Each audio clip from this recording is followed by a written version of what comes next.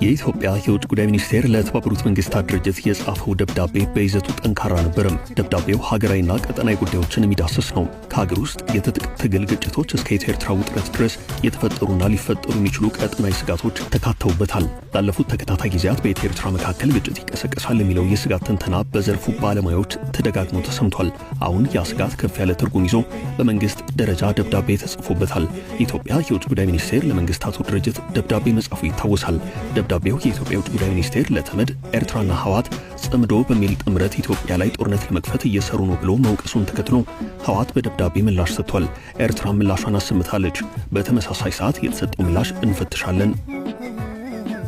የህወሓት የደብዳቤ ምላሽ ህወሓት ከፌደራሉ መንግስት ጋር በሁለት ጉዳዮች አለመግባባት ውስጥ ይገኛል። አንደኛው ከብሔራዊ ምርጫ ቦርድ የመሰረዙ ጉዳይ ነው። ሁለተኛው ከግዛት ይመለስልኝ ጋር የሚገናኝ ነው።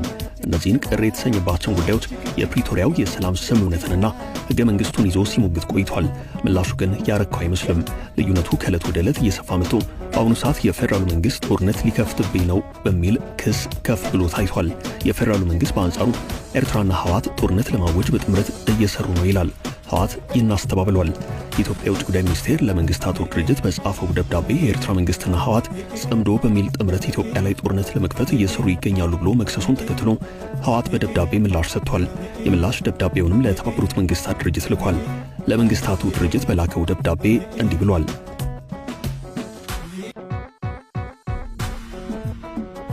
በህወሓትና በትግራይ ህዝብ ላይ የተሳሳተና የፖለቲካ ዓላማ ያዘለ ክስ ኢትዮጵያ የውጭ ጉዳይ ሚኒስቴር አውጥቷል።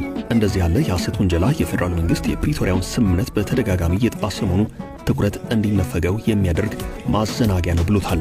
የውጭ ጉዳይ ሚኒስቴር መስከረም 22 ቀን 2018 ዓ.ም በጻፈው ደብዳቤ ኤርትራና ህወሓት በቅርቡ የፋኖ ታጣቂዎች የሰሜን ወሎ ዋና ከተማ የሆነችውን ወልዲያን ለመቆጣጠር ባደረጉት ሙከራ ውስጥ ተሳትፈዋል ሲል ለወነጀለው ህወሓት ለተመድ በላከው የምላሽ ደብዳቤ ኢትዮጵያ መንግስት ሐሰተኛ ክሶችን ህወሓት ላይ በማቅረብ የዓለም አቀፉ ማህበረሰብ ትኩረት ለማስለወጥ ሞክሯል ብሏል። በውጭ ጉዳይ ሚኒስትሩ ጌዲዮን ጢሞቴዎስ በኩል ለተመድ ዋና ጸሐፊ አንቶኒዮ ጉተሬሽ ከቀናት በፊት የተጻፈው ደብዳቤ አነጋጋሪና ቀጠናዊ ውጥረቶችን አመላካች የሆነ ሐሳብ ሰፍሮበታል።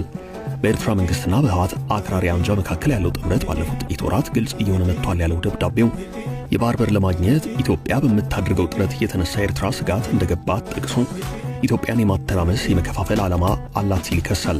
ሚኒስቴሩ ቀጠል አድርጎም ኤርትራ ይህንን ጠባጫሪ ተግባሯን እንደ አስቀድሞ የመከላከል መንገድ ተጠቅማለች በማለት የአይነቱ ሙከራ ኤርትራ ለዓመታት ኢትዮጵያን ለማፈራረስ የምታደርገውን ጥረት ለመሸፈን የምታቀርበው ሰበብ ነው ብሎታል። የኢትዮጵያ መንግስት ህወሓትና ኤርትራ ጦርነት ለማወጅ በጥምረት እየሰሩ ነው ሲል ለከሰሰበት ደብዳቤ ህወሓት በሰጠው ምላሽ የውጭ ጉዳይ ሚኒስቴር በአደገኛ ሁናቴ እውነታን እያዛባ